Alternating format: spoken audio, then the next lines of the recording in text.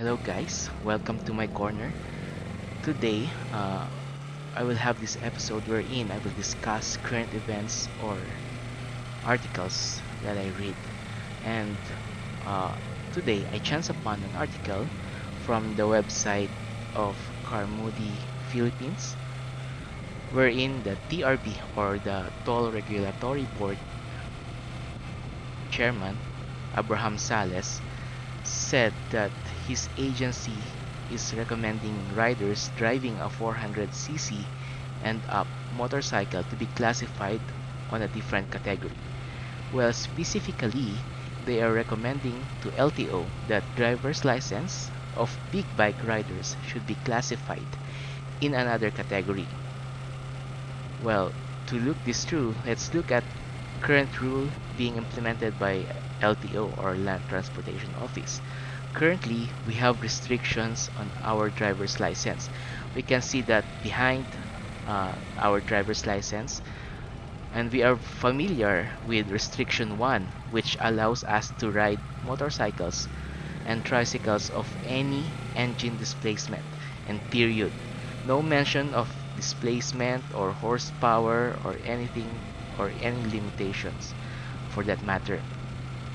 Well, even in the US, California for example, it has three license classes for motorcycles.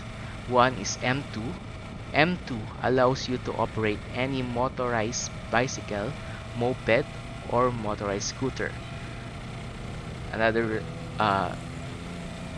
license class is M1, which allows you to operate any two-wheel motorcycle, motor-driven cycle, or motorized scooter, and all vehicles listed under class M2. So this one is higher than M2. And lastly is class S. Class S permits you to operate a motorcycle with a sidecar attached, three-wheel motorcycle or motorized scooter. So that's in California.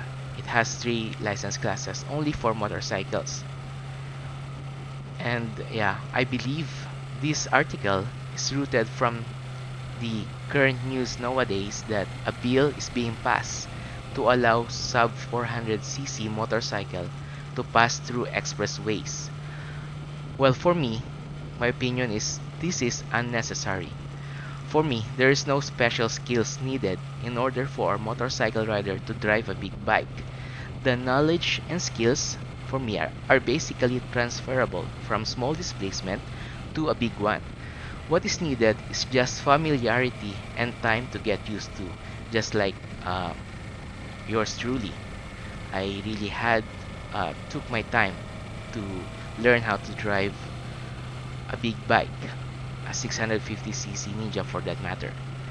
And there's no need for someone who already has a driver's license with restriction 1 to apply for a new license with added restriction and go through again the painful process of undergoing examination and assessment, not to mention additional costs for payment for the processing of license. What is really needed is for the authorities to strictly apply the rule for driver's license application and to properly assess applicants and make sure they are really ready and disciplined enough before letting them drive our roads. And that's my 2 cents. Uh, so if you find this video helpful and you want to share, please do. And don't forget to like and subscribe to my channel. Thank you guys.